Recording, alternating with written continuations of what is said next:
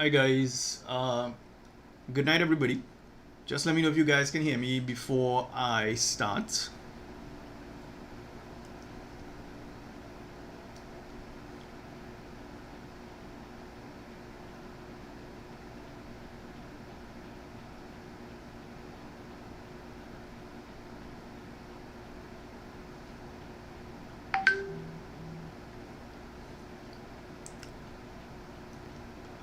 All right, so I had a little time here and I just wanted to do a short live, right? What I'm going to be focusing on here is on some measurement questions basically, right? Measurement questions typically come every single exam, right? So let's see. I have a question here. Let's take a look at this. So this question says, all right, calculate the volume of a solid cylinder of radius 6 centimeters and height 14 cm, right? Now, when it comes to a cylinder, right, this formula is not given to you guys in the exam. So you need to be familiar with the formula to find the volume of a cylinder, right? This is typically what a cylinder looks like. So the cylinder usually has a circular base or a circular cross section, right? And that circular cross section here has an area given by pi r squared. That's the area of that cross section, right? And typically a cylinder is going to have a height each, right? So the question is asking, right, calculate the volume of a solid cylinder of radius 6 cm and height 14 cm, right?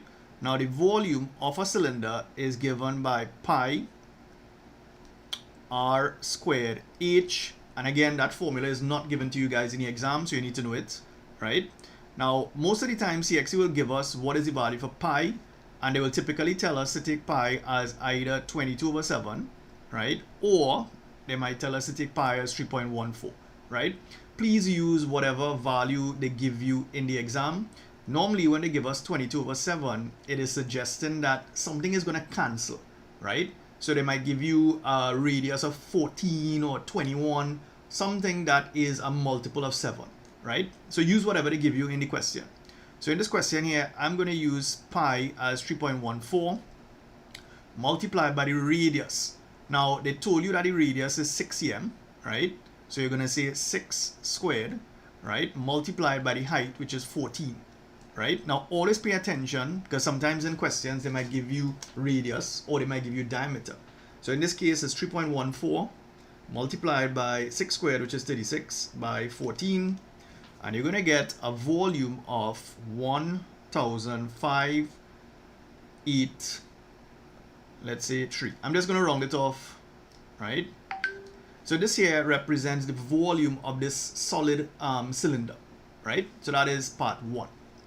Part 2 now, we want to work out the volume of a solid hemisphere of radius 6 cm, right? Now, sometimes CSEC uses the word hemisphere, right? So a sphere, right? A sphere is essentially a ball, right? That's what a sphere is. If you all ever played basketball or you play cricket, right, you should know what a ball is. And what's happening here is that the dimensions that are given for a sphere is simply the radius. Right? That's typically what dimension is given to you when it comes to a sphere. Now, when they tell you a hemisphere, right? So you have to be prepared if you see a word like this, right? Hemisphere is really half of a sphere, right? So in this case here, and volume of a sphere is something that students generally don't remember, right? So chances are CSEC will tell you what the volume is. So the volume of a sphere is 4/3 pi r cubed. That's the volume of a sphere. So if you want a hemisphere, right, so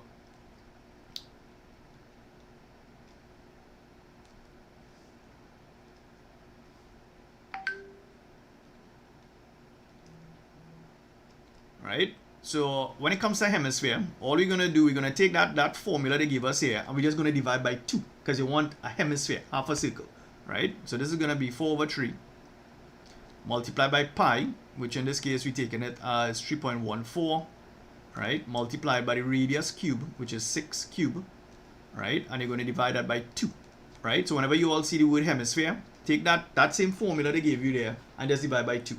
So that's going to be 4/3 multiplied by 3.14 multiplied by 6 cubed divided by 2. And we're going to get a volume of about 452, right? And that's cm cubed. So that's the volume of an hemisphere with radius 6 here, right? Let's see what people say in the chat, and again a chance to look at the chat here, right? Right, so a lot of people talking about chem and physics, right? The only chem and physics I have right now, guys, is my my crash courses, right? Tomorrow, that's Saturday. Tomorrow is my AdMaths crash course, right? And that is from 9 to 2:30 p.m. tomorrow. The following Saturday is my live chemistry crash course, 9 a.m. to 2:30 p.m. as well.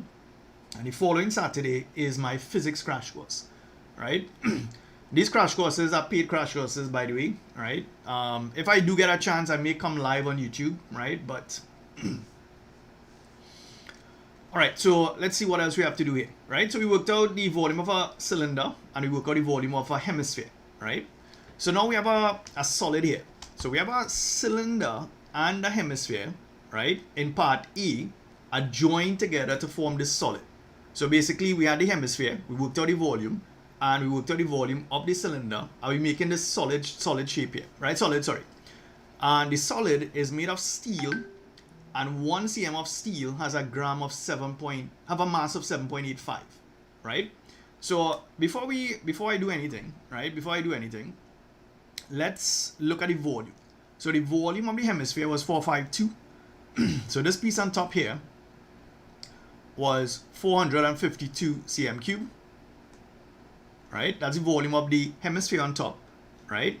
And the volume of the cylinder, we actually calculated that before, which is 1583.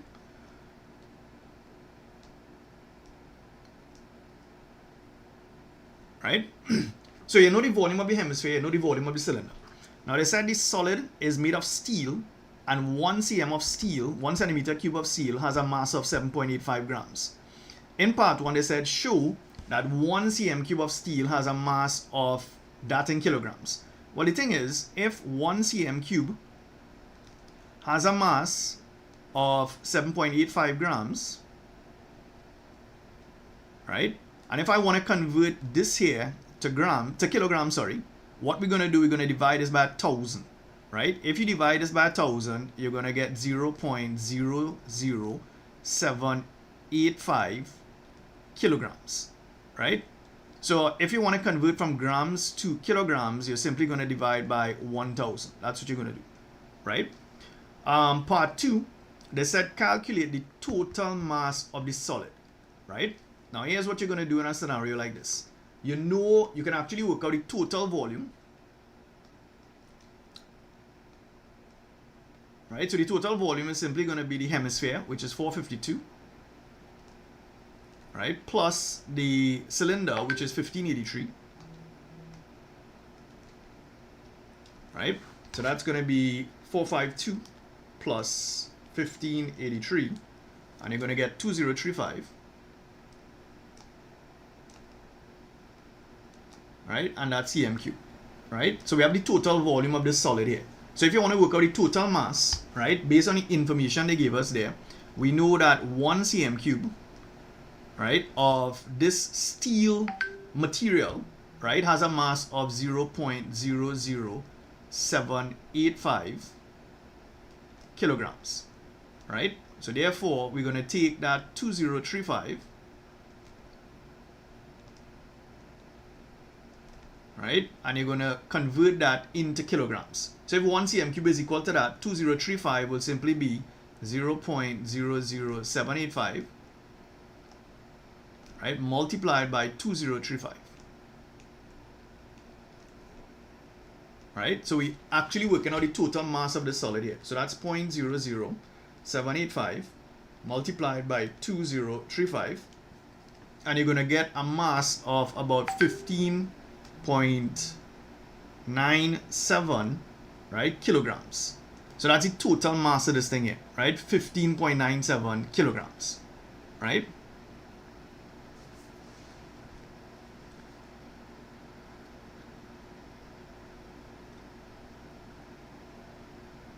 right?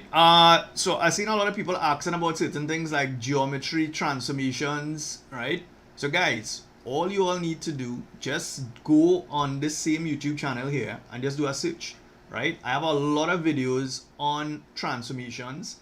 I have videos on circle geometry. I have videos on trigonometry. I have videos on vectors, right? Just do a quick search on this YouTube channel here and you will find a lot, right?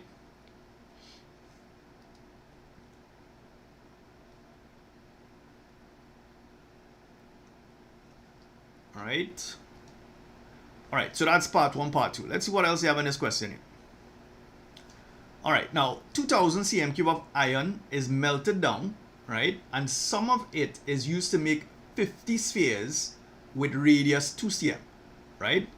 Calculate the percentage of iron that is left over, right? Now, whenever you are given questions, you need to kind of plan what you're really doing here. So you have visualize what's happening here, right? We don't know what kind of solid iron that we have here, but what we do know is that the volume, right? The volume of this thing here is 2000 cm cube, right? That's the volume of iron that we're playing with here, right? So 2000 cm cube, you're taking this 2000 cm cube and you're melting it down, right? Some of it is used to make 50, so read it carefully, 50 spheres, so that's like 50 balls, and each one has a radius of 2 cm. Calculate the percentage of iron that is left over, right? So what I would do in a question like this, I'll find the volume of one sphere, right? So the volume, right, of one sphere, right, is simply going to be equal to, so we're using the same formula we had just now for volume. So that's going to be 4/3, right, by pi, which is 3.14. And you're going to cube that. The radius is going to be cubed, so the radius is 2, right? So what this is giving me here is the volume of one sphere, right? So that's 4/3 multiplied by 3.14 multiplied by 2 cube is 8. So that's going to give me about 33.49.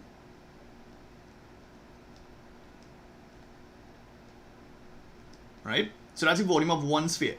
But the thing is, we're taking the iron and some of it is being used to make 50 spheres.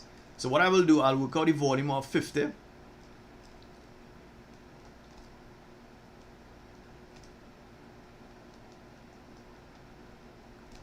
Right? So we're just going to take 50 and multiply by that figure we just got. That's 33.49. And you're going to get about 167, let's say 5. Right? And that's cm cube, right? So out of this 2000 here, out of this 2000, I'm using 1675 cm cube in order to make these spheres, right? So they said what percentage of the iron is left over. So to work out the percentage left over, right? All you're going to do, so the iron that is left is going to be 2000 minus the 1675. Right? So that's how much is left. And you're going to divide that by the original amount, which is 2000. Right? And you're going to multiply by 100. This is how you're going to work out that percentage that is actually left. Right? So 2000 minus 1675. Right? And divide that by 2000. Multiplied by 100. And you're going to get 16.25%, right? 16.25%.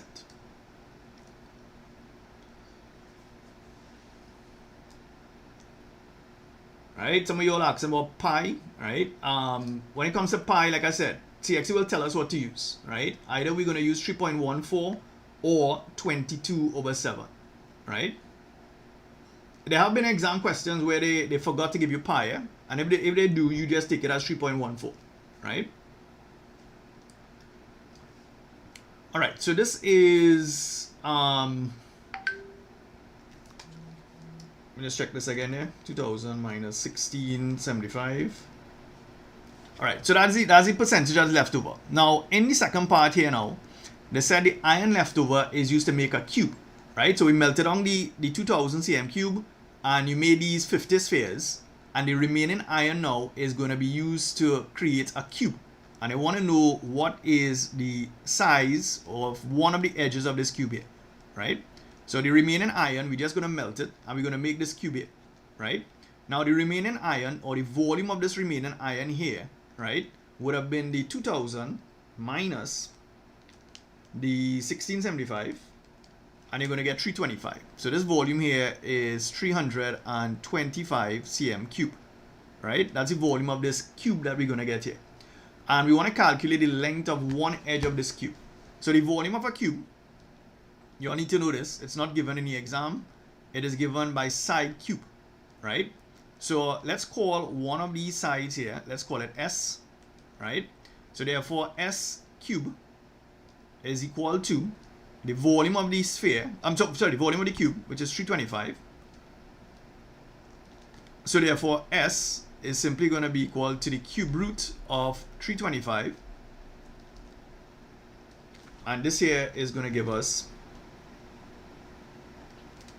about 6.9 cm. Right? So that's the length of one side of this cube that you're going to get. Right?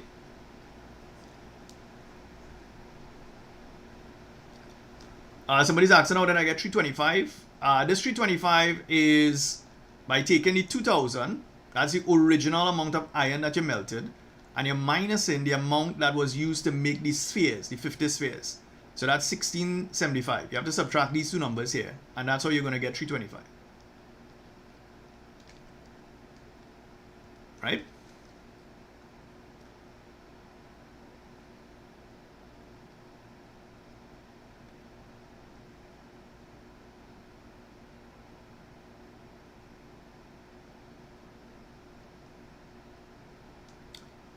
Right? Let's try our next question here. Right? Let's try our next question here. So measurement, when it comes to measurement, you all can get things like speed as well. Right? Measurement, you can get speed, and you can get things like scales, and you can also get volume and area. Right? So we have a car, it's traveling at a constant speed of 54 kilometers per hour. Right? This is a CSEC question. And we want to calculate the distance it travels in 2.25 hours. Right? For those of you who don't know, right, you all need to know the formula to find speed. Speed is equal to distance over time, right? This comes in the multiple choice as well as the paper 2. Now the thing is, we want to calculate the distance traveled. So if you want to calculate distance, right, distance is simply going to be speed multiplied by time. That's how you're going to get distance. Now, what you need to pay attention to, sometimes they might give you the speed in kilometers per hour or meters per second, but I want you to pay attention to this. You see how they have kilometers per hour, and then they give us the time in hours as well. So all you're going to do, you're going to take the speed, which is 54 kilometers per hour, and you're going to multiply by the time.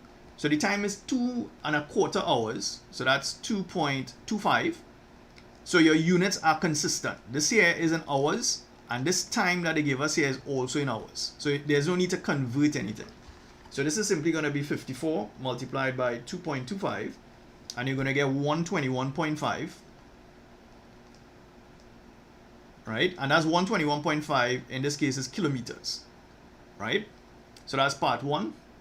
For part 2 now, calculate the time in seconds it takes to travel 315 meters. Right? So now, they actually gave us something to help us here, right? They gave us a conversion from kilometers per hour to meters per second, right? Now, the car, right, is traveling at 54 kilometers per hour. So the first thing I would do is to convert this 54 kilometers per hour, right, 54 km per hour. I'm going to convert that to meters per second, right? Now, based on this conversion here, all I need to do, if I want to convert from 54 kilometers per hour, I just need to take 54 and I need to multiply by this 5/18 that they have here, right? And this here will give me my speed in meters per second. So that's 54 multiplied by 5/18, and you're going to get 15 meters per second, right? So this here is your speed in meters per second, right? Now, why do I need to do that? You see, they said, how long does it take to cover 315 meters? right? But they want the answer in seconds here. So what I'm going to do, right? So you want to get time. If you rearrange this formula here, the speed formula, you're going to get that time is equal to distance divided by your speed. Your distance in this case, they're telling us, is 315. And you're dividing that by your speed, right? Which is 15, right? The speed here is 15 meters per second. So this is going to be 315 divided by 15, and you're going to get 21.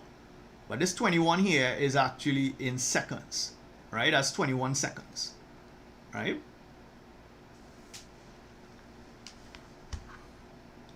All right, so I've seen some people getting 21. Yep, that's correct, right? Now, they haven't brought scales in a little while, right? So please look out for something like this, right? So we have, now a scale is normally written as 1 to something, right? And both units on this side and this side have to be the same, right? So now this one here, they said 1 millimeter is equal to 1 meter. And you want to write that in the form of a scale that is 1 to something, right? So 1 millimeter, right, is equivalent to 1 meter. That's basically what they say, right? 1 millimeter is equivalent to 1 millimeter.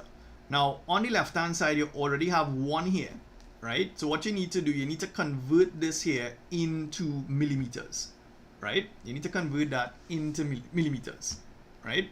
So 1 meter, right? If you want to convert that to millimeters, you're going to multiply by 1,000, right? So therefore, this here is going to be 1,000 millimeters, right? So therefore, we're saying that 1 millimeter, right, is equivalent to 1,000 millimeter, right? That's typically how scales work. So the answer for this first part here is simply going to be a scale of 1 to 1,000. That's what the scale is going to be, right? So when you're reading a scale, the first number is always a 1, and then what happens is that you must have the same units on either side, right? I hope that's making sense. For the second one, again, they want an equivalent scale. So 2 cm, right? That's equivalent to 6 meters, right? Now the first thing here, you have a 2 on the side here. So let's reduce this. If 2 cm represents 6 meters, right, we can say that 1 cm represents 3 meters, right? So 1 cm represents 3 meters. So now you already have the 1 on the side now. So we need to convert this here to centimeters. So therefore 1 cm, right? So if you want to convert meters to centimeters, all you need to do is to multiply by 100, right? So this is going to be 300 centimeters, right? So therefore, you now have the same unit on both sides. So therefore, this scale here is going to be 1 to 300, right? So you could be given dimensions on, let's say, a map, and then you can be given actual dimensions and you have to convert it, right? So the scale is 1 to 300, right? This is a CXC question. This is not my question, right? Next one here now. They gave you a map, right? They gave you a map, and the map shows a grid of 1 cm squares, right? PQ and S are 4 tracking stations, and they're telling us that the scale is 1 to 2,000. That's the scale that they're telling us here, right? The first part here, they want you to determine the distance QR, right, on the map in centimeters. Could you all write down for me in the chat what's the distance QR? I've had some students, for some reason, gotten this question incorrect before.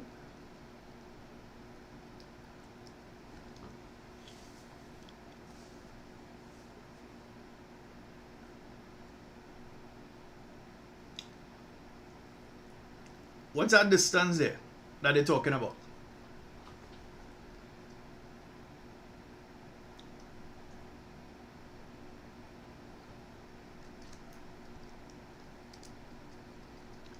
Right? Right, somebody's asking how long I'll be streaming. Maybe for the next hour or so, probably.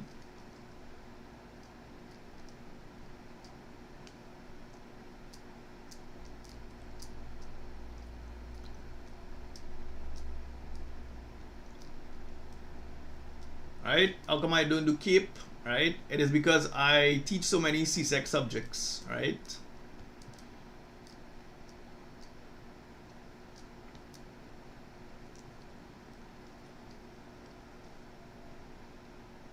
Right, so the first question says, right, determine in centimeters, that's here, right, on the map, what's the distance QR. Now, in the question here, they told us that we are on a 1 cm grid, right? So that means that each square is 1 cm. That's basically what it's saying. So those of you trying to figure out what's the length QR, all you all need to do is to measure. We have 1, 2, 3, 4, 5, 6. So the answer is just going to be 6 cm, right? I've seen some strange answers in the chat there. All right, so it's 6 cm, right? That's all they asked for the first part, right? What is the distance QR, right, on the map? So on the map is 6 cm. So I feel you all probably try to convert it, right? But it's 6 cm, that's it. The next part here, they said determine by counting, right, in square cm of the plane PQRS. So they want you to work out the area of this PQRS here, and they want you to do it by counting, right? Now, whenever you are asked to estimate the area of anything, what you're gonna do, you're gonna first identify all the whole squares, right? So that's what I'm doing here initially. I must identify all of the full squares here. That's what I'm doing, right? So in your syllabus, you need to be able to estimate areas by counting squares, right? So let's see. So if I had to do this, right? So in terms of number of whole squares, right? That's going to be, right? So we have 1 here, we have 2 here, we have 3, 4, 5, 6, 7, 8, 9, 10, 11, 12, 13, 14, 15, right? So we have a total of 15 whole squares, right? Now what you do next is that you look for every square that is more than a half, and you're going to count that as 1, right? So here's what I'm saying. Count all the squares that are more than half, right? Or all the areas that are more than a half, and you're going to count that as 1 square. Anything less than 1 square, you're going to ignore it, right? So you have to look carefully. So this one here looks like it's more than a half, right? This one here looks like it's more than a half as well. This here looks like it's more than a half as well. And that's about it. I'm only seeing about 3 squares that are more than a half. Anything less than a half, you just ignore it, right? So this is going to give me an area of 18 cm squared, right? It's given me an area of 18 cm squared. Now the thing is, if I had a question like this in a real exam, right, I will recognize that that shape there is a trapezium, right? And I could actually figure out the dimensions of the trapezium, so I can use that to check my answer. So the area for trapezium is given by a half, the sum of the parallel sides, right, multiplied by the height, right? So if I look at that trapezium there, it is going to be a half. Now the parallel sides we're talking about would be this side, which is 3 cm, and the top one here, which is 6. So this is going to be 6 plus 3 multiplied by the height. So the height in this case here is this, right, which is 1, 2, 3, 4. So when I multiply this here, right, this will give me the actual area, and I can use that to compare with what I got, right? So that's 6 and 3, 9. 9 4 is at 36. 36 divided by 2 is 18. So therefore my estimate is actually correct, right? So even though I counted the squares, I got the correct answer, right? So you all have to be able to estimate, right? Right? Estimate what the area is. Right? So that's for this part here. So this here is 18. Right? Alright. Third part here. They said calculate the actual distance in kilometers, right, between Q and R. So this is where the scale comes into play, right? So the scale says 1 to 2000. So here's what you need to do. 1 cm on the map actually represents 2000 cm, right? Remember what I said at the beginning when it comes to scales. Whatever unit you have on the left is the same unit on the right when you are given a scale. So if the scale says 1 to 2000, it means that 1 cm on the map represents 2000 cm in actuality. But the thing is, in actuality, we don't measure between two towns in centimeters. You need to convert that into kilometers, right? Now, some people just say, well, if you want to convert from cm to kilometers, you divide by 100,000. But I like to do it in stages. So the first thing I would do, if I have centimeters and I want to convert that into meters, I will divide by 100. Right? That's the first thing I'll do. Right? So if I divide by 100, I'm going to get 20. So this here is going to be 20 meters. Right? So I'm taking centimeters and I'm converted to meters. The next thing I want to do now, if I want to convert from meters into kilometers, I must divide by 1,000. Right? So if I divide this by 1,000, I'm going to get 0.02 kilometers. Right? So therefore, what my conversion is, it is 1 cm represents 0.2 kilometers. Right? This is what I need to work out this entire question. Right? Whenever they give you the scale, the first thing to do is to figure out exactly what the conversion is. So the conversion here is 1 cm, right, is really equivalent to 0.2 kilometers, 0.02, sorry, kilometers in actuality, right?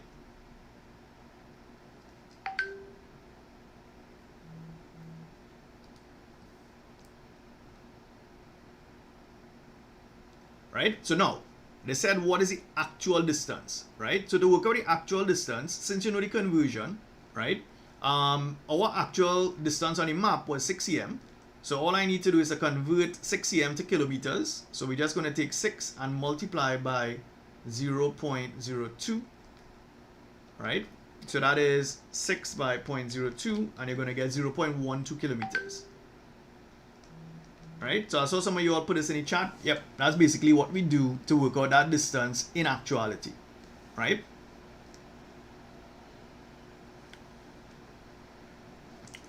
The next part here, they want you to work out the actual area in square meters.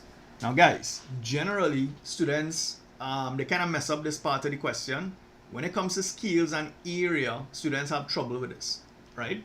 So here's what I'm going to use. I'm going to use the conversion factor that we have, which is 1 cm is 0.02. 1 cm, right, is 0.02 kilometers, right, as a conversion. Now, when it comes to area, this is what I normally teach my class, right? So we start off on the map. Let's look at one square that has a side of 1 cm by 1 cm, right? So this area of this small square on your map is going to be 1 cm multiplied by 1 cm, and that's going to be 1 cm squared, right? Now, if you're all wondering what am I doing, I'm trying to find a conversion for my area, right? So now, on the map now, let's scale this up now. So let's look at a bigger square, right? So if you have 1 cm on the map, in actuality, what this distance is going to be is 0.02 kilometers. And this distance here is also going to be 0.02 kilometers, right? So this area here of this bigger square, which is in actuality, is going to be 0.02 kilometers multiplied by 0.02 kilometers. So this is going to be, so that's 0.02 by 0.02, and you're going to get 0.0004 kilometers squared, right? Now, if you're all wondering why am I doing that, I'm trying to get the conversion from cm squared to kilometer squared. So based on that, 1 cm squared on the map is actually equivalent to 0.0004 kilometers squared, right? So now, to work out anything area related, I'm going to use this here as my conversion factor, right? Anything area related. So now let's see if we can answer the question. So they said calculate the actual area in square meters. right? Oh, well, I'm not reading this here now. So they want this in square meters, right? So I'm going to make a slight adjustment here. I don't know why CSEC did that, right? But I'm going to make an adjustment,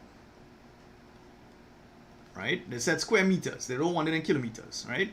So hold on.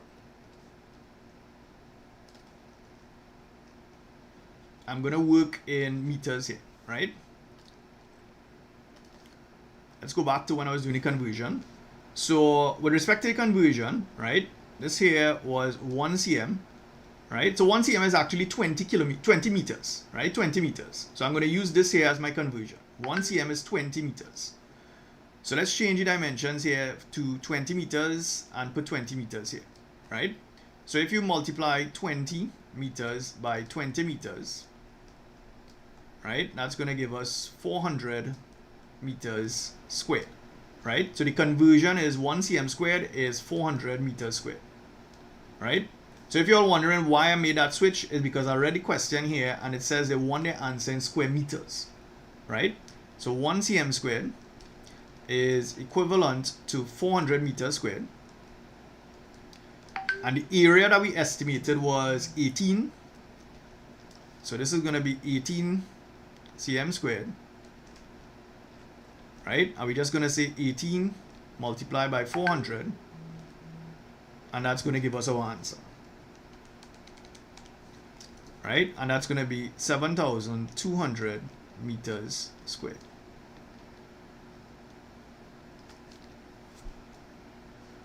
Right? I hope I didn't confuse some of you all there, right?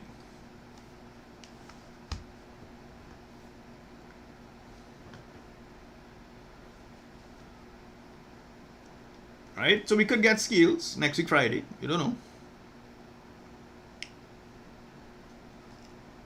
Right? Let's try our next question here.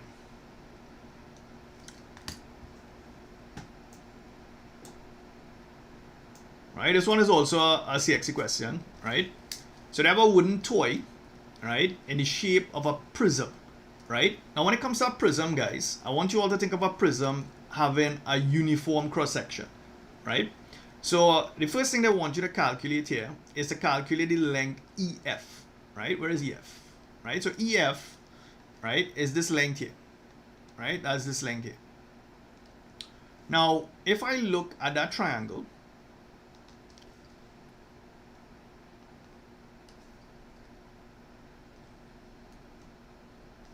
right, we have a vertical here. This here is 5 cm, right? This is D, right? This is E, and this here is C, right? And this is F. And they want this distance here. That's the distance they want, right? So if I drop that vertical there, this is going to be a right angle triangle, right? Now, based on the dimension, or based on the fact that this is 6 here, it means that this distance here is going to be 3 cm, right? So, what is it, 1 mark? I thought some fancy thing they wanted us to work out, right? So the length EF is simply going to be 3 cm, right? There's no fancy calculation. I thought we had to do something fancy, right? We want to calculate the length DF, right? We want to calculate the length DF. So if you want to calculate DF, right? Now we have to do something here. So technically we have a right angle triangle, and if you have a right angle triangle and you know 2 of the lengths, you can work out the third length by using Pythagoras' theorem, right? So Pythagoras' theorem can appear in your measurement question. So all we're going to do, we're going to say DF squared, right, plus 3 squared, right, is equal to 5 squared, right? So I'm using Pythagoras' theorem here. So the square on the hypotenuse is equal to the square, or the sum of the squares of the other 2 sides. So DF squared is equal to 5 squared minus 3 squared, right?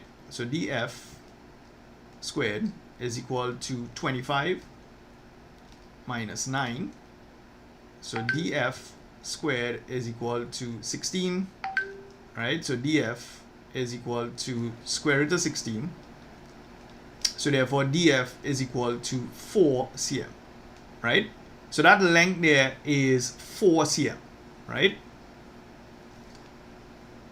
So that's the answer for this part here. The next part, we want to calculate the area of the face ABCD, right? So the face ABC there is all of this plus the triangle on top, right? So that's a two-part question. So basically, we need to work out the area of the triangle, right? So let's, in your exam, you can do this as well. You can label certain things. Like you can say, let's call this A1, right? And you can call this A2, right? If you label your things like this, things will be easier. So A1, that's the area of the rectangle, right? Which is 6 by, this length here is 5. So this is going to be 6 multiplied by 5. So that's going to be 30 cm squared, right? So that's A1. A2, on the other hand, is a triangle. So that's going to be a half by the base of the triangle, which is EC, which is 6. Multiplied by the height of the triangle, which we just worked out, and we got 4, right? Half of 6 is 3. 3 by 4, you're going to get 12 cm squared, right? So now you know A1, A2. So if you want to work out the total area of that face there, it's going to be A1 plus A2, which is going to be 30 plus 12, which is going to be 42 cm squared, right? So that's the area of this face ABCD here, right? Now, they didn't ask us this here, right? But I think something was missing in the question, right? Calculate the volume of the prism.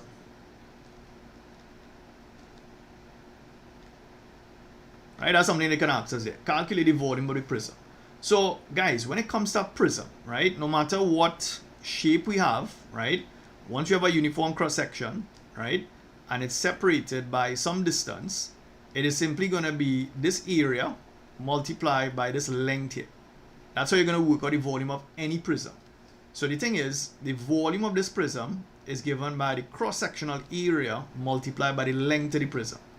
So the cross-sectional area we got there was 42, and you're multiplying by the length of the prism. The length of the prism is going to be 10. So this is going to be 42 multiplied by 10, which is 420 cm cubed.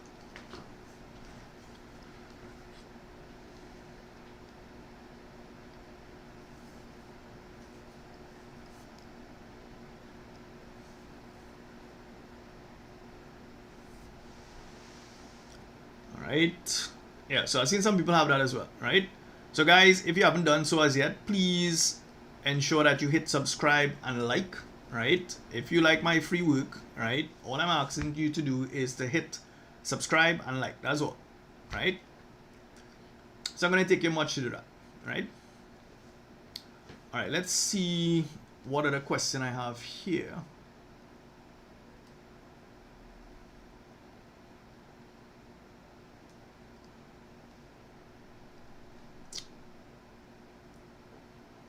All right, let's have a look at this question here, right?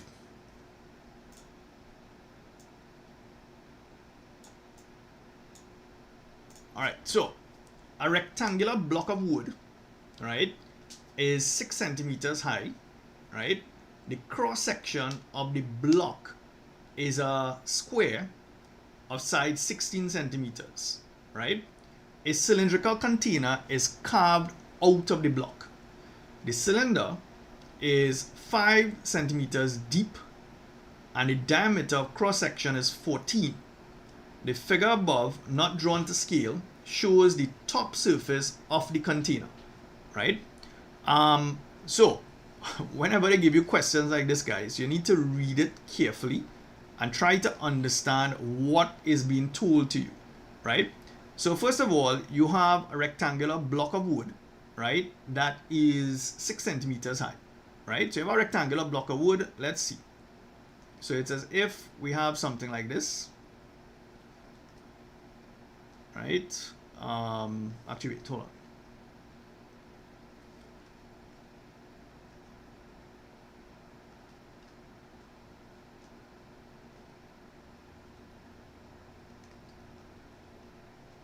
Right? It's as if, and I'm doing it horizontally here, right? But it might as well be vertical. It doesn't really matter, right?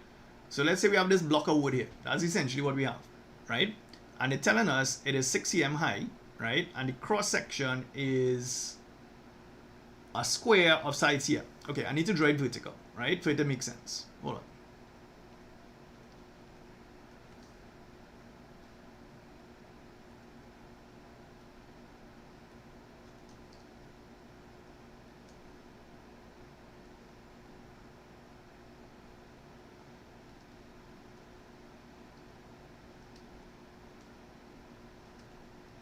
Right? I hope that kind of making sense here. But anyways, so basically we have this block of wood, right? And we know what the height of the wood is, right? So it's like this. This is essentially what it is, right? So the height of the wood here is 6 cm, right? And the base is 16 by 60. So this here is 16 cm, right? And this piece here is also 16 cm. So it's a square base basically, right? All right, now they said a cylindrical container is carved out of this thing. So it's as if they took a machine and they cut out a circle coming down this way, right? That's essentially what it did, right? That's what it did. And they said the cylinder is 5 cm deep, right? So this here, from here to here, is 5 cm, right? So the whatever machine they used to make this circle on the inside, they didn't go through and through the piece of wood, right? They're only 5 cm deep. Now, the first part, they said calculate the volume of the rectangular block of wood, right?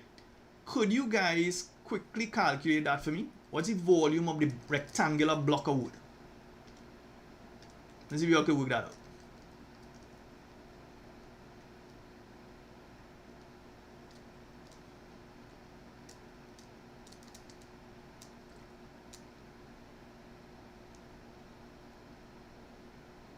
Right, some people are asking what year the math syllabus changed. So the math syllabus changed in 2018, right? So the 2018 paper from May 2018, right? That's the syllabus that we are following right now, right? So when it comes to earlier questions, you have to kind of pick and choose. You can't use all the questions, right?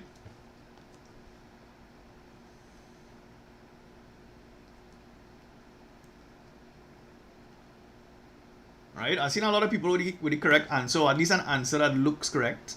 So the volume of the rectangular block of wood, right? So volume is length by width by height. So all we need to do is to take 16, multiply by next 16, multiply by 6, right? So that's the base area by the height.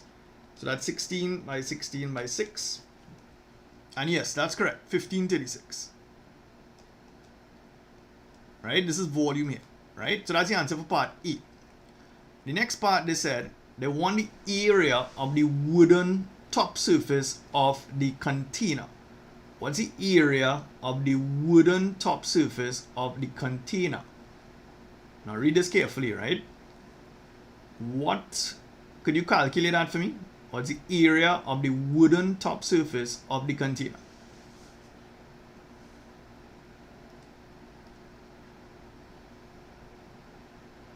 Right, somebody's asking if functions is on the AdMath syllabus. Nope, that was removed from the syllabus, right? So that is no longer there.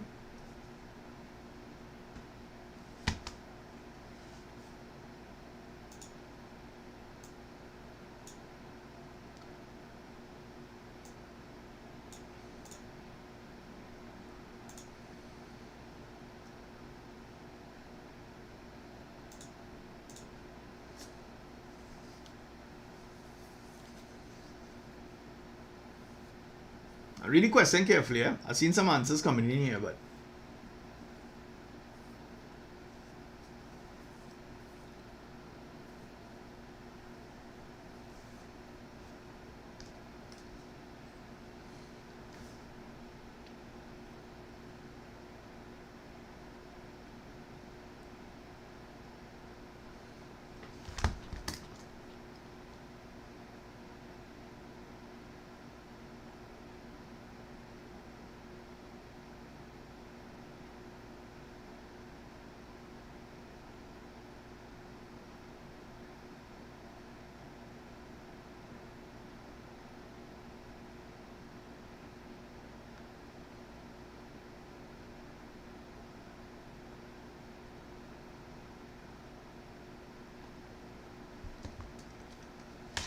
Alright, so I'm seeing like two sets of answers inside here, right? Now the question says, right, if you read the question carefully, They said, what is the area of the wooden top surface? So remember, this is a cuboid, and they've basically drilled a hole, a cylinder, right, inside of it, right? So if they want, so what they're really asking you guys for is this, they want to know what is this area here. See this shaded piece here? That's what they want. So what you have to do in this case here, you have to work out what's the area of, right? 1 second, let me see if I could, what happened in here?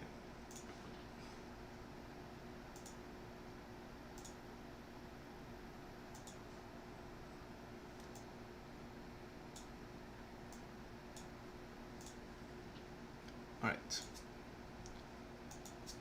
So the first thing you need to do, you need to find the area of the square part, which is going to be 16 by 16. Right? So that's going to give you what, 256, right? So 16 by 16 is 256. So this here will represent the area of the square, right? But the thing is, you need to remove the circle, you know, right? So you need to find the area of the circle, which is going to be pi r squared. Now look at what I told you in the question here. Normally, when they give us pi as 22/7, right? Usually, your radius or your diameter is going to be some multiple of 7. So you need to use this exact value here. So it's going to be pi, which is 22/7, by the radius squared. Now the radius, right? This is where some people make mistakes sometimes. The diameter is given as 14. So the radius is going to be half of that, which is 7. So this is going to be 22/7 by 7 squared, right? So that's simply going to be 7 by 22. So that's 154 cm squared, right? So that's the area of the circle. So the area of the wooden piece that they're talking about here, part B, right? What I need to do, I need to take 256 and I need to minus 154, right? That's what I need to do. So 256 minus 154, and you're going to get 102. Right? Did anybody get that?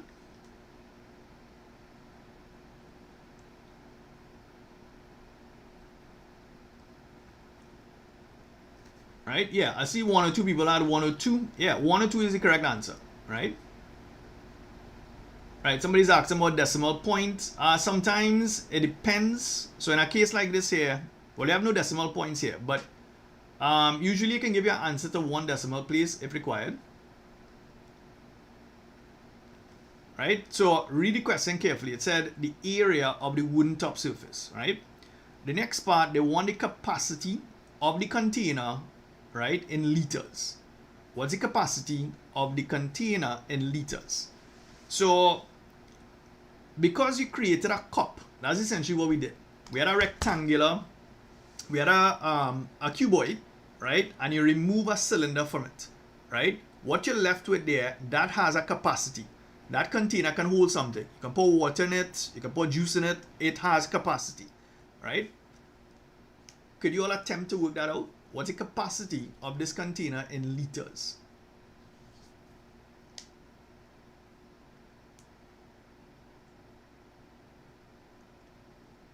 All right, somebody saying the 3 decimal. It depends on the question.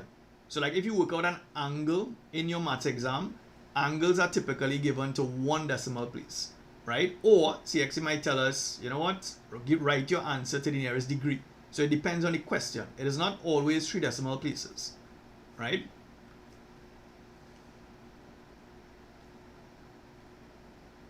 And they may ask you to write your answer in terms of, let's say, 2 significant figures, 3 significant figures, right? Somebody's asking what year is this? This is an older paper, right? I don't know what is the exact year.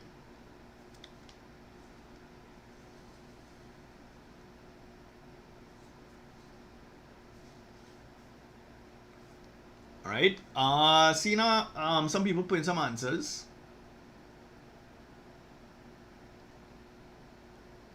All right. Somebody saying, you know, in January they said 3 significant figures, if not specified.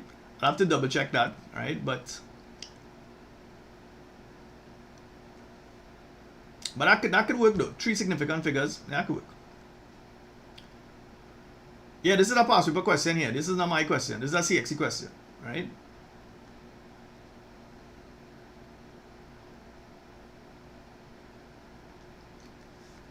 All right, so here it is. We want to work out the capacity. So if you visualize what's happening here, the capacity is basically the volume of the cylinder, right? And the volume of the cylinder, we saw this formula a little while ago.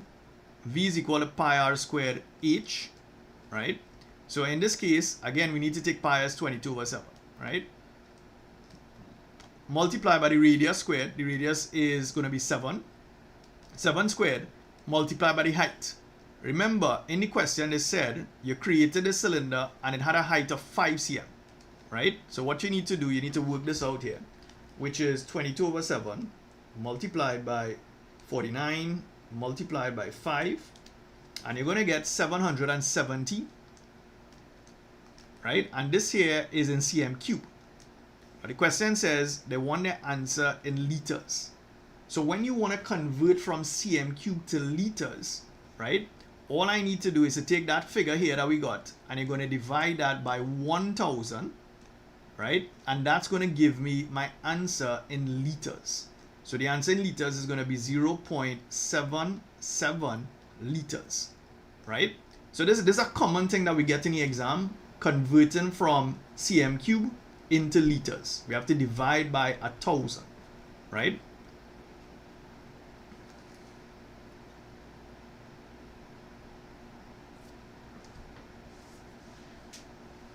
Right? Somebody's asking about the SBA. If you got 20 in the SBA and you got 25 out of 30 in the paper 1 and 25% in the paper 2, why aiming so low in the paper 2? 25%? Right? That's empty. Do you think? Yeah, you could get a grade 1, right? If you have a good SBA mark and you do well in the multiple choice, right? And you make, let's say, more than half mark, right? You can still manage a grade 1, you know. Right? But those of you who already have SBA marks, keep in mind that the mark that you send up for CXC may not be a final marker, right? May not be a final mark. If CXC found that your school, if they mark too easy, right, they may drop everybody's SBA mark in that school, right? Yeah, so this answer here is 0.77 liters. That's the capacity here, right? And then part D now, what's the volume of the container? Right? What's the volume of the container? Right? Now, the thing is, remember you have you had a cuboid and you remove a cylinder from it, right? In part A of the question, we worked out what the volume of the whole block of wood was. So if you want to get the capacity, sorry, not the capacity, if you want to get the volume of wood, all you're going to do is take the answer we got from part A, which is the 1536, that's the total volume of wood, and you're going to minus, right, the volume of the cylinder that you removed, which in this case is going to be 770. So that's what you're subtracting. 1536 minus 770. Right? And you're going to get 766. Right?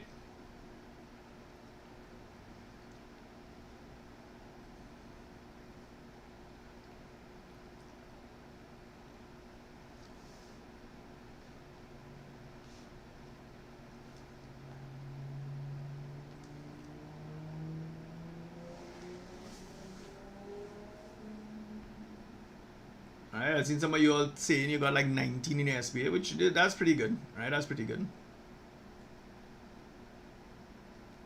All right, now I'm just gonna do a particular type of question here that CXC kind of likes to bring sometimes, right?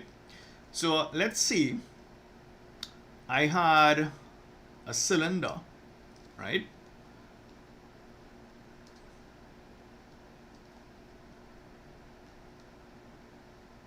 Right?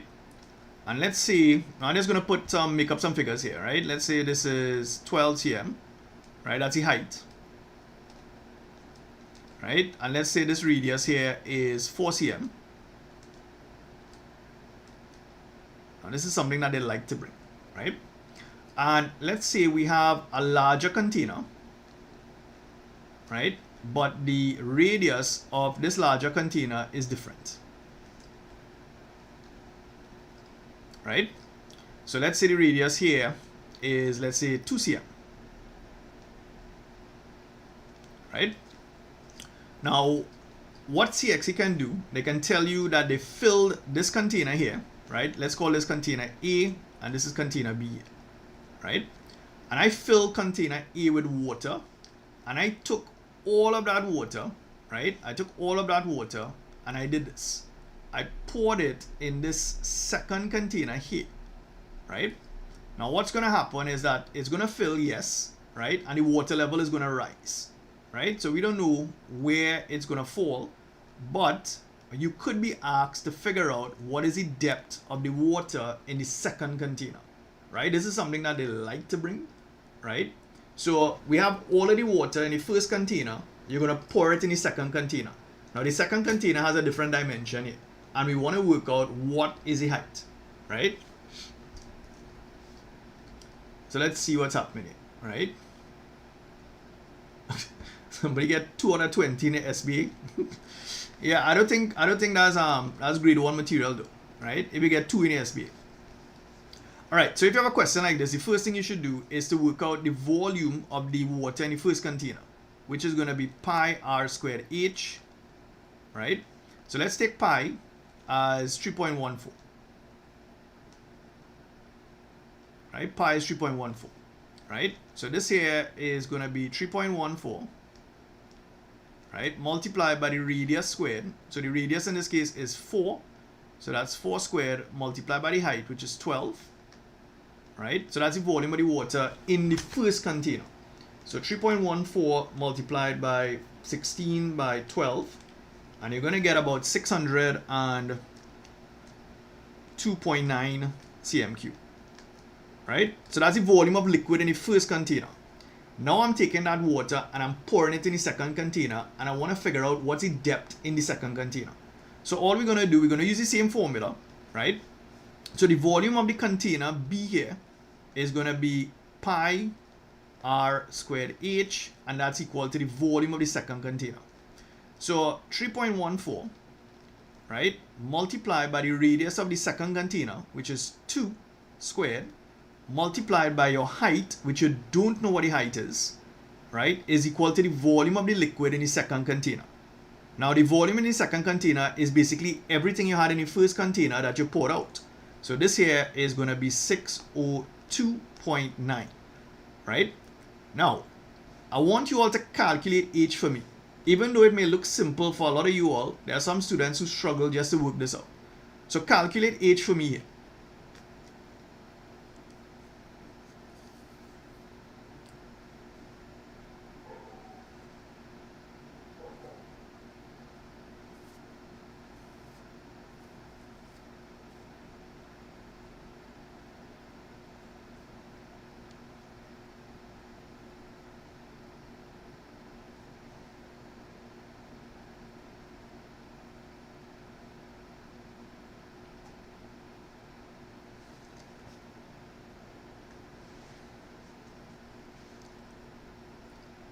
Right? See, calculate h for me. Let me see what you're getting.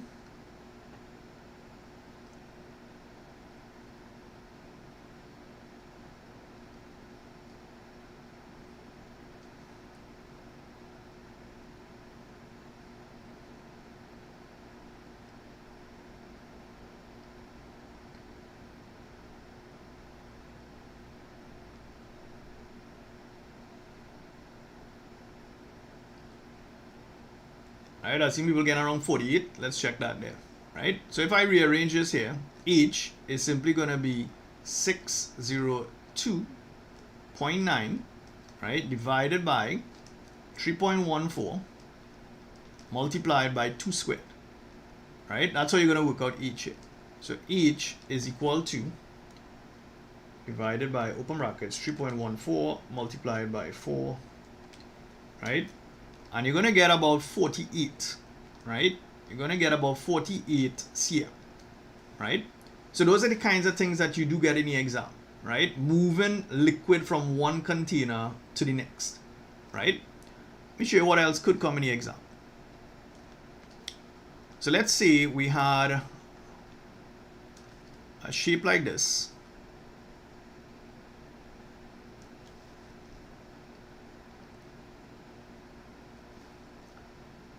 Right?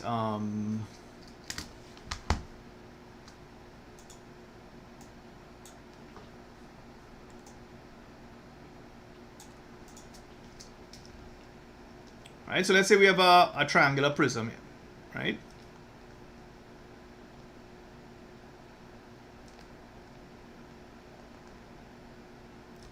All right, so we have a triangular prism, right? And let's say this is a right angle here, right?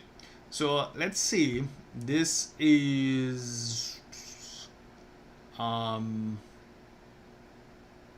say 9 cm, right? This here is, let's say 5 cm, right? So let's call this A, B, and C, right? Let's call it A, B, and C, right? So, and let's put this length as being 15 here, right?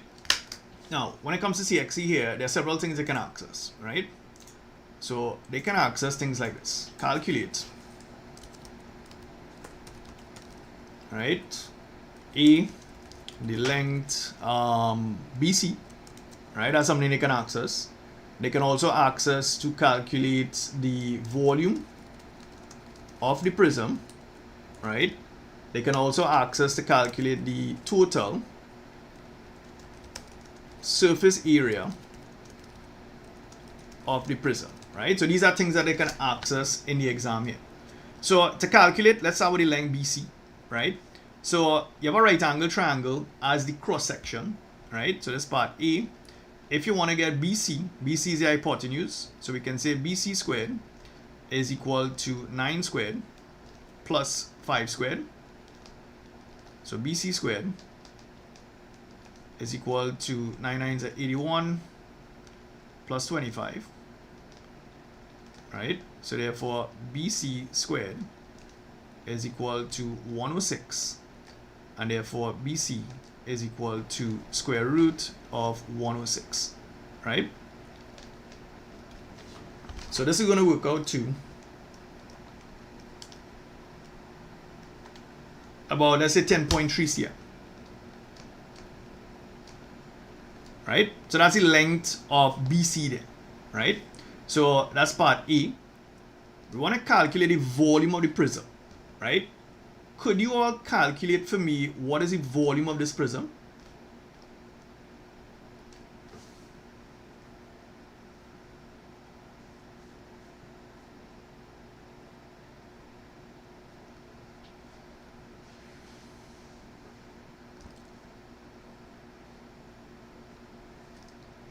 Try and think and let me see what you get for the volume of the prism, right?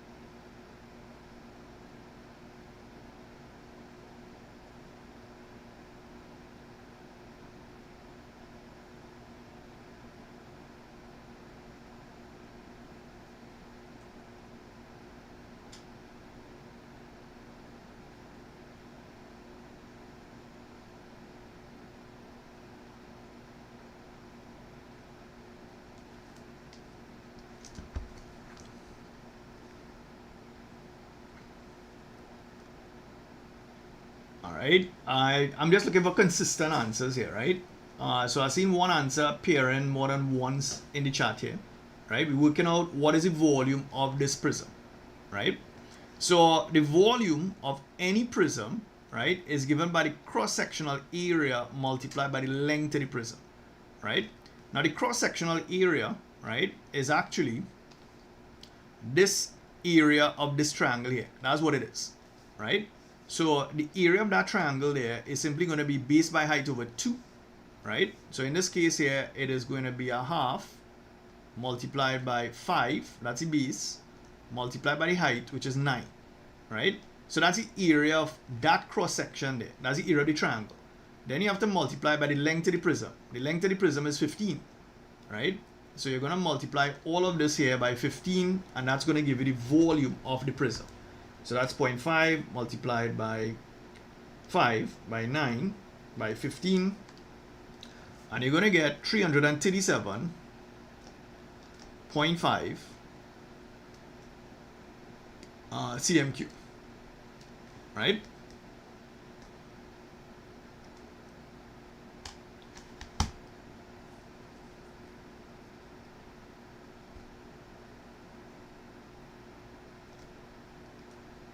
Right, so 337.5, yep, that's it, right? So that's the volume of your prism there, right? Now, generally, students, they're able to work out volume of a prism. What they have issues with is when they have to work out the total surface area, right, of a prism, right? So let's try to come up with that surface area here, right? Now, what I realize is that some students, they have challenges seeing in 3 dimensions, right? You have a prism here. If you have a prism here, the first thing you need to identify is how many faces do I need to account for, right? How many faces does this prism have?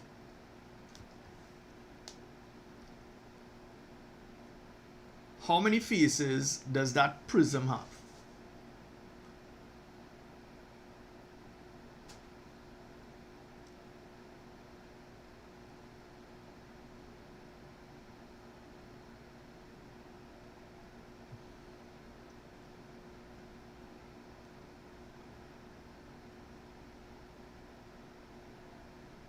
Right, we were saying 5, right? So we're going to account for 5 faces, right?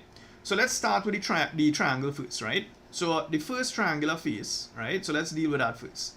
So we can work out this area of this triangle and this triangle. This will account for 2 faces, right? So area of one triangle was 9 by 5 over 2, right?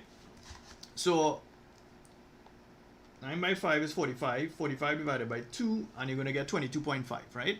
So the area of one triangle is 22.5. Area of the second one is also 22.5, right? So we're adding up all of this here. The next thing we want to do now, let's look at our, so the hypotenuse, right? What was the hypotenuse again? 10.3. So this length here was 10.3 cm, right? That was the hypotenuse. Now, we need to account for 3 faces, right? Now let's start with the easy ones first. So the face to the back, right, that's this piece here, right? You can work out that, and that is going to be a rectangle, right? And that rectangle there is going to be 9 by 15, right? So 9 by 15, that's going to give you the area of the rectangle behind. So 9 by 15, and you're going to get 135, right? So that's the back. We also need to account for the base here, right? The base is going to be 5 multiplied by 15, right? And that's going to give me 75, right? So the only piece or the only area I need to work out is this slanted piece here. See that slanted piece this way here? We need to work out this piece here, right? That's a slanted piece here, right? Now that slanted piece is a rectangle, right? But the dimensions in this case here is going to be 10.3 multiplied by 15, right? So you have to be careful how you're working out the area. I sometimes see students getting this wrong. So 10.3 by 15, and you're going to get 154.5, right? So all I need to do is to add up those areas there. Those areas are 5 faces we are counting for, right? Even if you're in a real exam and you want to write it out like this, that's fine. If you have enough space, go ahead and do that, right? So that's 22.5 multiplied by 2 plus 135 plus 75 plus 154.5, and you're going to get 409.5, and this is area, so this is cm squared, right? That's what it is.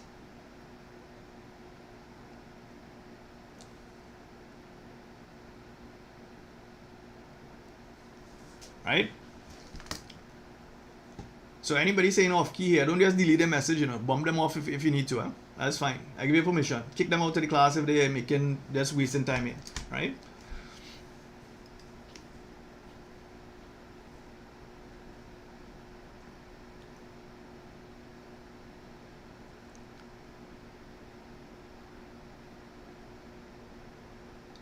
Right? Anybody else get this answer? 49.5. Yeah.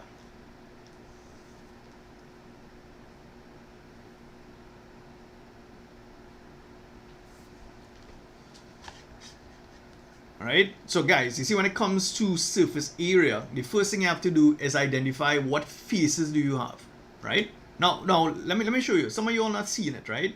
If I were to take, let's open up this thing here, right? If I were to take that cube, right? Not the cube, sorry, the this prism, right? And I were to open it up, right? So let's open it up so that it's now on a flat surface, right? This is where students have trouble seeing certain things, right? If I were to take a flat piece of paper and I wanted to make this prism, right? This is what I'm going to need. I'm going to need something looking like this, right? So this is the bottom. This is, right? So we still need another piece here, right? So you need something like this here in order to make that prism. If you look at the dimensions, so these are your 5 faces. 1, 2, 3, 4, and 5. Right? So this here is the one in the back. So remember, this is 15 cm here, right? For the triangles, this is 5 cm, right? This is also 5 cm, right? This sloping piece here is 10.3, right? This is 10.3, right? So this is the challenge here. You have to look at it and see what's happening here. This length here is going to be 5 cm. Right, as a base, right? And then this piece here, right? That's going to be your slanted piece. And that slanted piece is actually 10.3, right? So any solid, right, could actually be drawn, right, using what we call a net of the solid, right? And then from that, you can see your dimensions, right? I hope that kind of, the problem here is students can't see in 3 dimensions. That's the problem, right?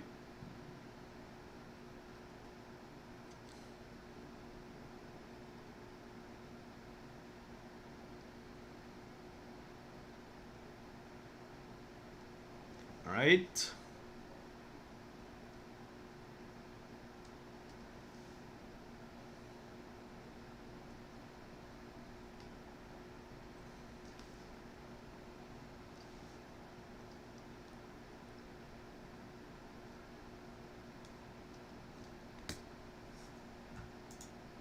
Alright, we have our next one here.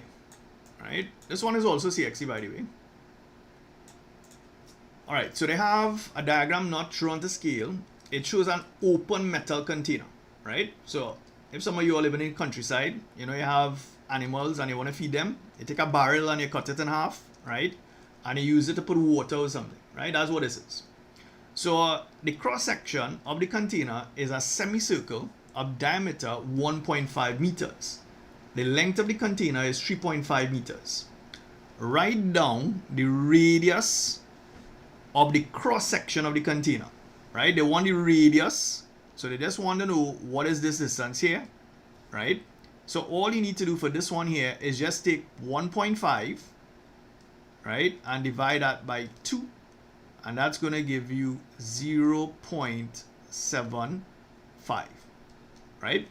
So this here is the radius of the cross section, right? Now, part B now, they said calculate in meters squared. So some of you all were asking about how many decimal places. So sometimes CXC does, right? Not all the time, but they want their answer to 2 decimal places. The first part, what is the area of cross-section of the container, right? What's the area of the cross-section of the container? Can you all work that out? What's this area here? That's what they want to know. What's that area?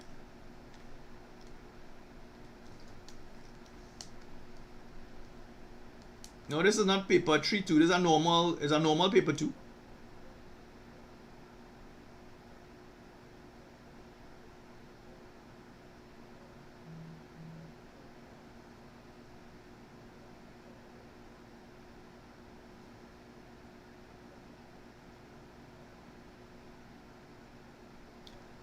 What year is an older paper, right? I don't know exactly what year it is, right?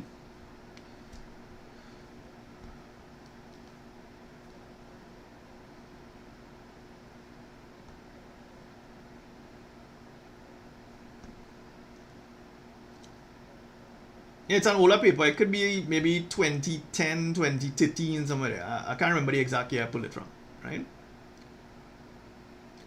Somebody's asking if January paper mimics June. Not exactly, but the level of difficulty is the same, right?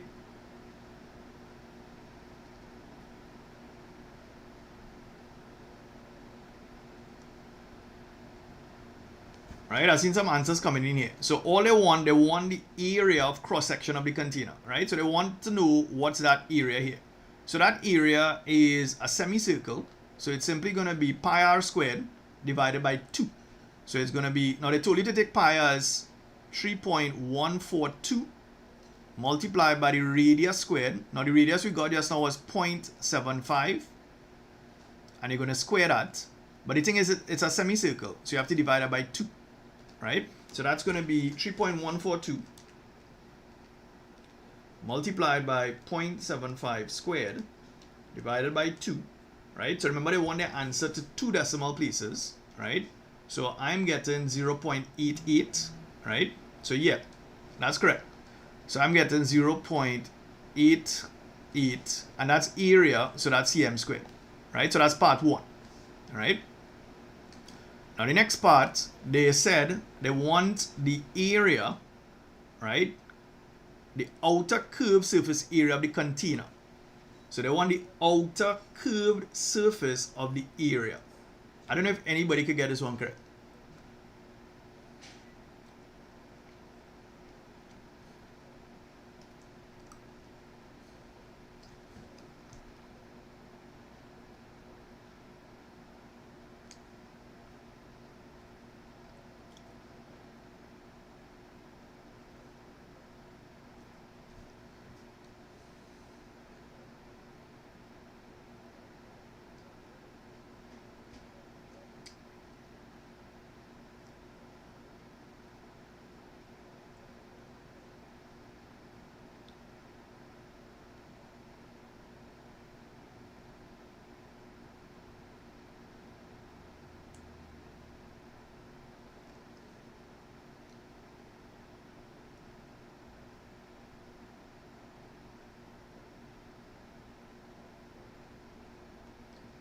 Right? I see 1 or 2 answers coming in here. Let me help you all out a little bit, right?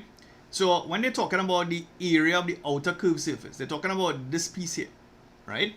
Now if I take that outer area, even though it's curved, right, that is technically a rectangle.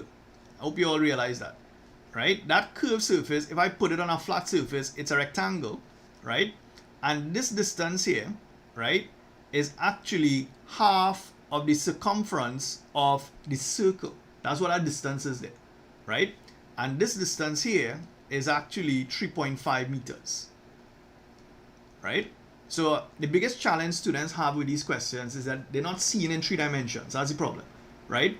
You see, if I take the curved piece there and I put it on a flat surface, right, I'm going to get a rectangle, right? One length of the rectangle is going to be 3.5, and the other piece is actually this curved piece here, this, right, which is half of the circumference of the circle. So what I will do, I'll work out that length, which is half the circumference.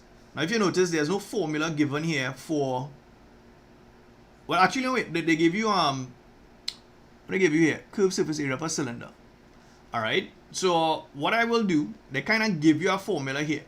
So that's the curved surface area of a full cylinder, but we want half of that, right? So I could actually make use of this formula here without doing what I'm doing here, right? So for this piece here, right, what we could do, we can work out the area. So this is part 2, right? This is part 2, right? So we're going to take the formula they gave us there, which is 2 pi r h.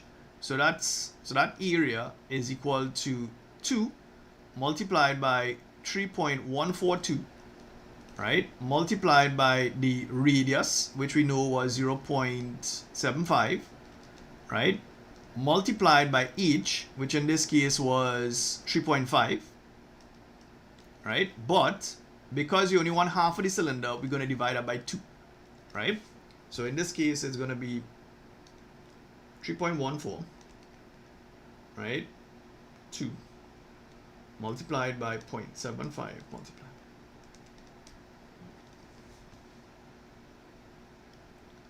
Right? I don't know if anybody get his answer, but I'll see. So I'm getting about 8.25. Right? So that's the area of the curved surface, right? Right, I hope that kind of making sense for some people. Right? So that's part 2. And the third part, they want the total outer area of the container. So the total outer area of the container will be this area we worked out before, the cross section, right? This curved piece here, and also this piece at the back, right? So this is the third part, right? So all we need to do, the total area is simply going to be the two semicircles, which is going to be 2 by 0.88, right? And then you're going to add that now to the 8.25 we just calculated, right? So that's 2 by 0.88 plus 8.25, and you're going to get about 10.01 cm squared.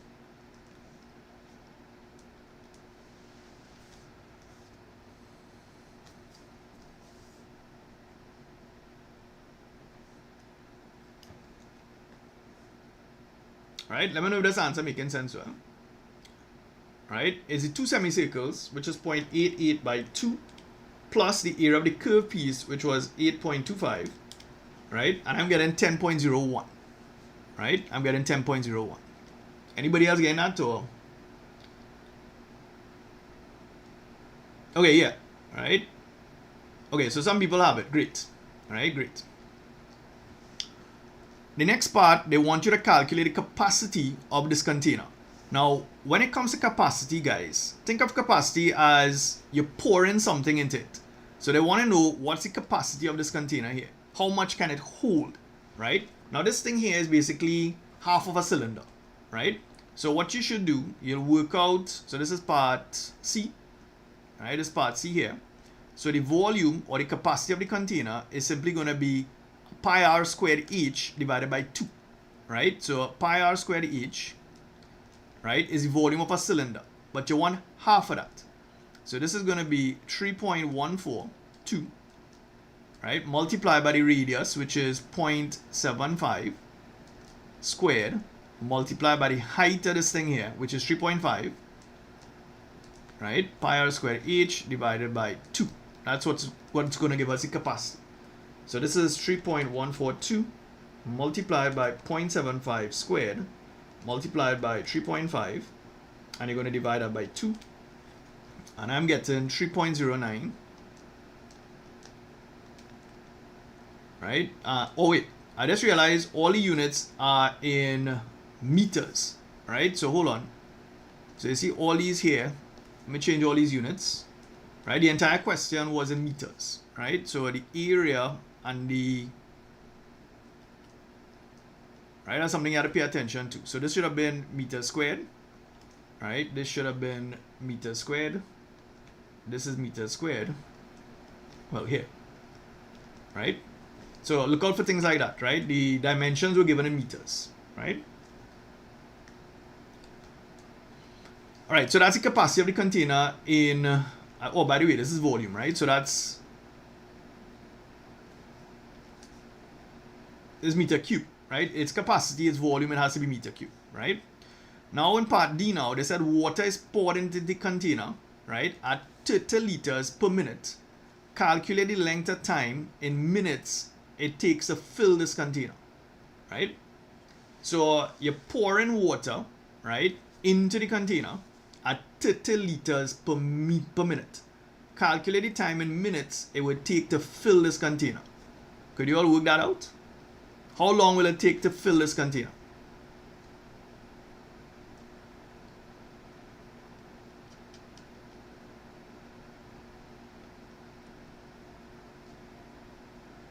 Alright, somebody's asked about the past paper. Yeah, it's a CSEC past paper. Alright, I don't know what year it was from. Could have been 2010, 2011, somewhere there, I think. I'm not sure.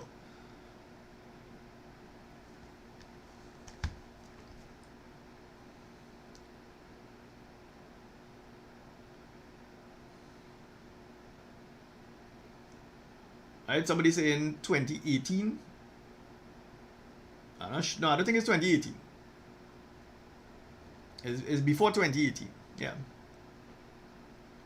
All right, I've seen some people getting 103 minutes, right? Now let's see if that's really true. So now, you want to fill the container, right? It's taking 30 liters per minute, right?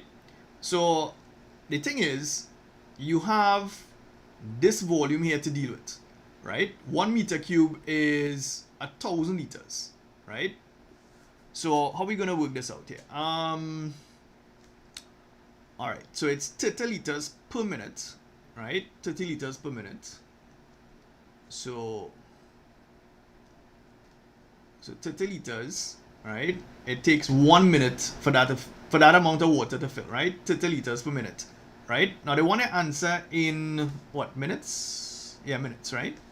So you have 30 liters here. What you need to do, you need to figure out how many liters is 3.09, right?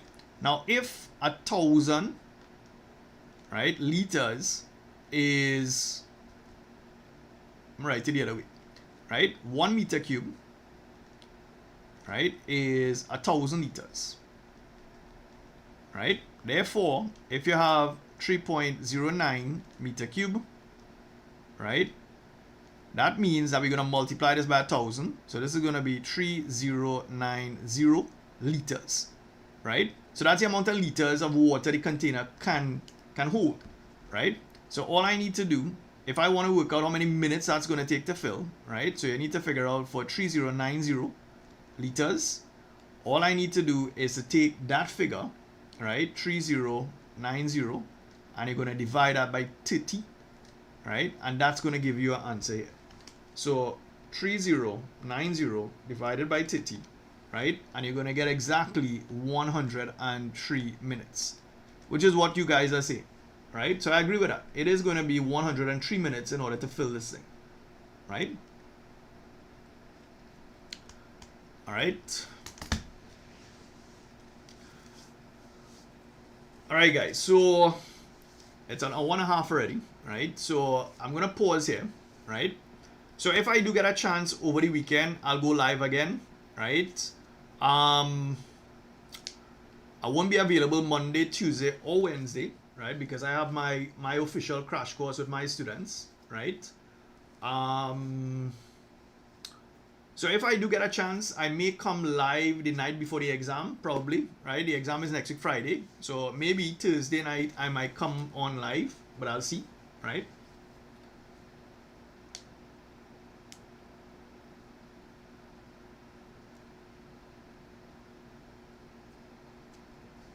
Right? All right. So let me just say something here, right? So some of you all looking for certain videos, right? Guys, I've been providing videos for more than 10 years now, right? If you all do a search on the YouTube channel, you will find videos that I've done dealing with vectors from scratch, right? Vectors, circle geometry, trigonometry, right? Circle theorem. Look at the YouTube channel. I have tons of questions on circle geometry as well, right? So please look at the channel first, right? Look at the channel, right? Somebody said 24-hour live stream. I'll listen. if I had the energy, sure, right? But we'll see. All right, yeah. So a lot of you all are asking for circle theorems. Please, there is a video on circle theorems that have been posted a while back, right? It was a live session at one point, right? Somebody's asking about AdMats. Actually, my AdMats crash course is tomorrow. That's why I'm signing off now, right? I need to get some rest for that. That is from 9 o'clock in the morning till about 2:30 in the afternoon, right? So, all right, guys. So we're gonna pause there, right? So enjoy the rest of your night, people. Be safe, right? Good luck with your studying. The key to doing maths is practicing as much questions as possible, right? That's what you all need to, right? Somebody's asking about bearings. Like I said, do a search on the channel. I have practically the whole math syllabus on this maths channel here, right? Everything is here, right?